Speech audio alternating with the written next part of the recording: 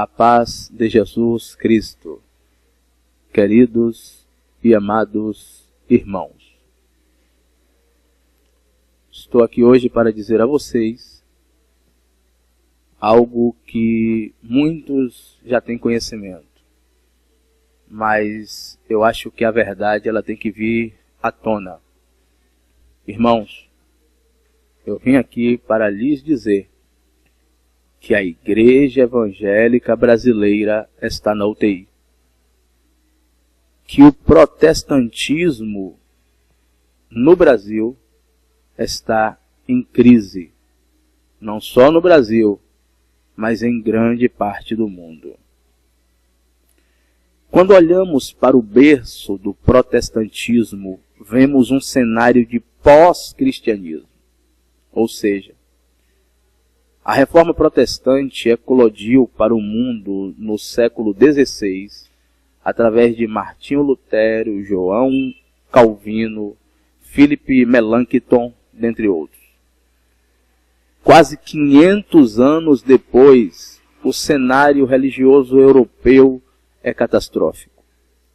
A Europa hoje é um continente pós-cristão e sofre com o fenômeno da euro-islamização, ou seja, o avanço muçulmano. O crescente número de muçulmanos que tem se proliferado dentro do continente europeu. Como também muitos deixaram a Igreja Protestante e também a Católica, e hoje aqueles que declaravam ser crentes no Messias, crentes em Jesus, hoje dizem ser agnósticos e ateus lá no continente europeu. Um bom exemplo é a Alemanha, país que sediou a reforma protestante. Pela falta de membros, igrejas na Alemanha estão colocando seus templos à venda. Você entendeu? Quando faltam os membros, falta o dízimo, faltam as ofertas, faltam os recursos.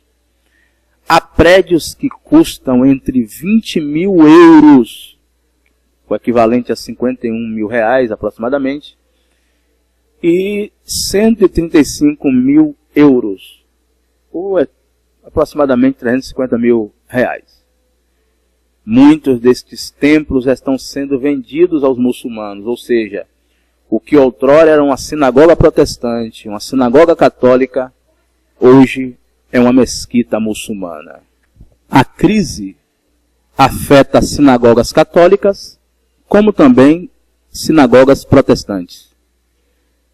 Tanto que evangélicos criaram um site para divulgar mais de 170 templos e 140 terrenos que precisam ser vendidos urgentemente na Alemanha para honrar, para sanar dívidas da igreja.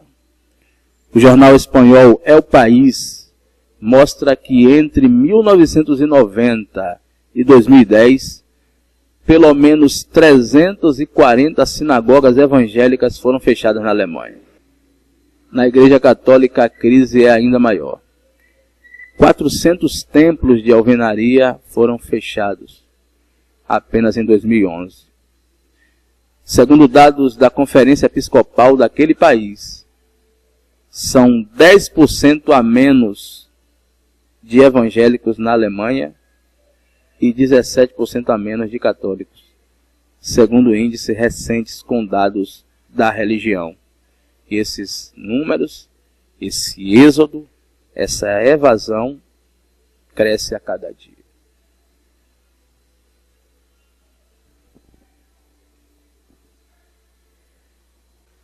Enquanto isso, aqui no Brasil, cresce o número de ateus e agnósticos.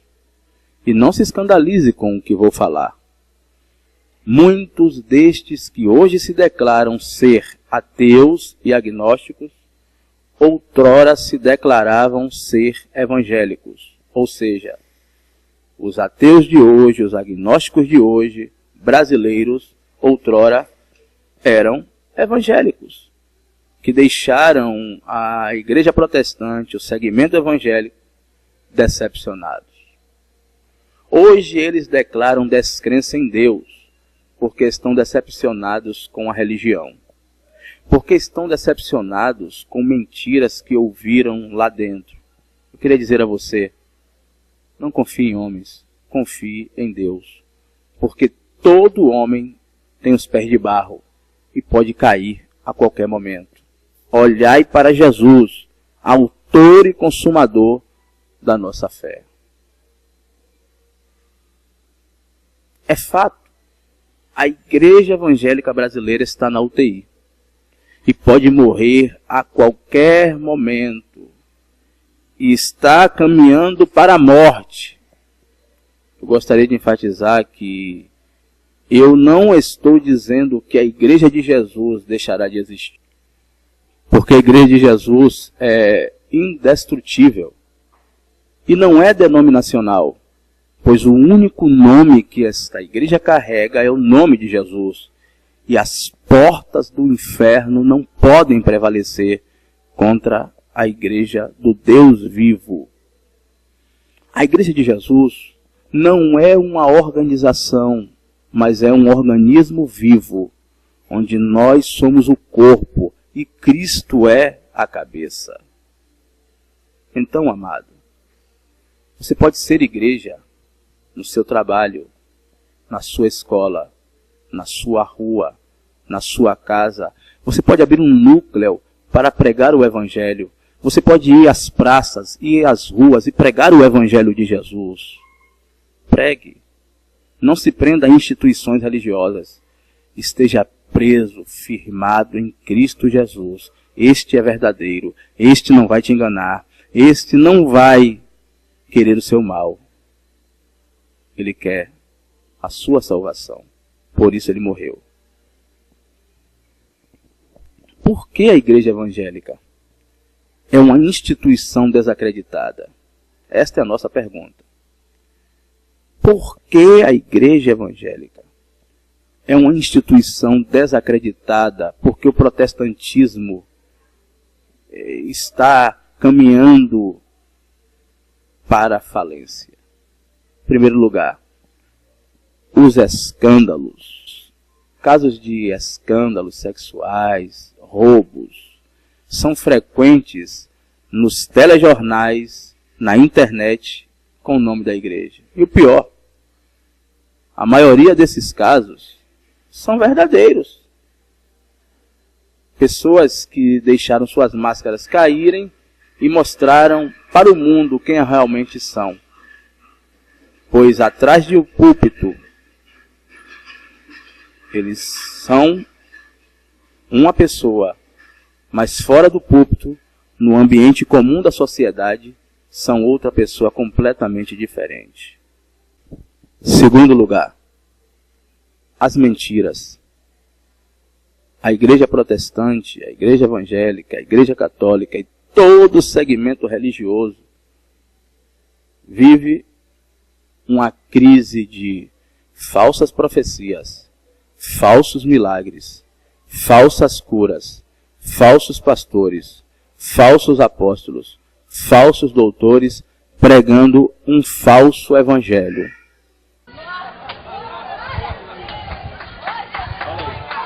É Rua Agassiz. É?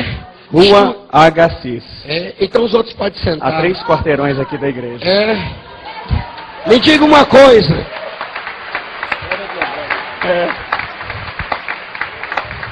Eu vou falar uma doidura para você.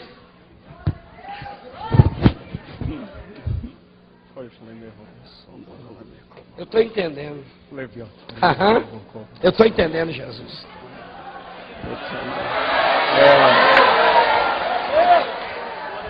A mensagem que eu tenho para entregar para o Eugênio, ele tinha que ter uma ligação com essa rua, mas também tem que ter uma ligação com esse número. O número 34. Fala alguma coisa para você? É o número da minha casa.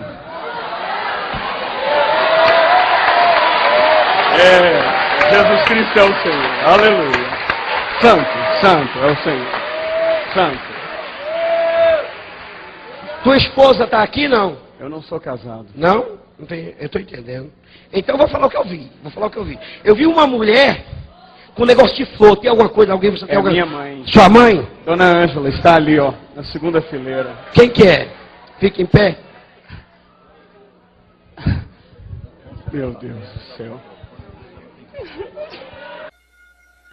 Vejam, irmãos, que o pastor em questão, que é o Gilberto Fernandes, antes de pregar nas sinagogas evangélicas, ele recolhia os dados dos fiéis na internet, especificamente no Google, e posteriormente usava os dados dos fiéis para fazer as suas profecias. O pior de tudo é que o povo evangélico, os protestantes, ainda gritavam, pulavam e glorificavam a Deus pela vida de um falso profeta.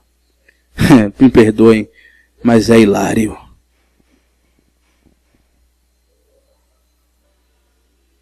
Terceiro lugar, as heresias.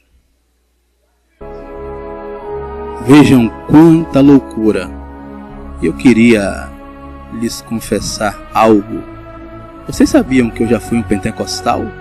E que eu já dancei no espírito, ou no suposto espírito também? Mas graças a Deus, que o testemunho da cruz me libertou. Conhecereis a verdade vos libertará.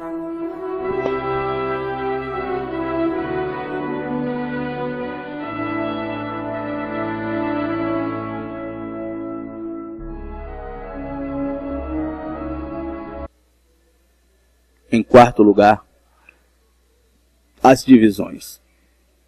Quando a igreja evangélica chegou ao Brasil, assim podemos dizer que em 7 de março de 1557, em nome da Igreja Reformada Francesa, chegaram ao Brasil os primeiros missionários calvinistas, conhecidos como huguenotes franceses.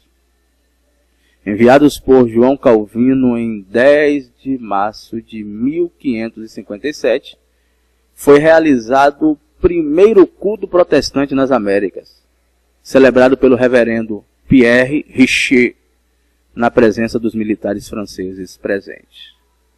E hoje, qual é o cenário? Quantas denominações temos no Brasil, na América, no mundo? No mundo temos aproximadamente mais de 38 mil denominações protestantes. Na América Latina, de 19 a 20 mil denominações protestantes, sendo que dentre essas a maioria está em solo brasileiro. Já dizia o nosso Messias Jesus: um reino dividido contra si não prevalecerá. E por que tantas denominações? Por causa da jactância, da soberba. O cara não aceitava o que o outro pregava, ia lá e criava outra denominação com o objetivo de que aquela denominação se tornasse maior do que a denominação que ele havia deixado. Isso é pura soberba, é pura jactância. Eu jamais aconselhei que uma pessoa saia de uma denominação evangélica, de uma sinagoga evangélica, de um grupo protestante. Eu não aconselho. Eu acho que esta não é uma obra incumbida a mim. Quem tem que convencer você é o Espírito Santo. É Ele que convence. Agora eu queria dizer aos irmãos que saíram das sinagogas, como eu saí: irmão, pregue o Evangelho com fidelidade. Irmão, viva as palavras do Messias, viva em retidão com Deus. Você não precisa de um púlpito para pregar. Que o seu púlpito seja os desertos espirituais da vida.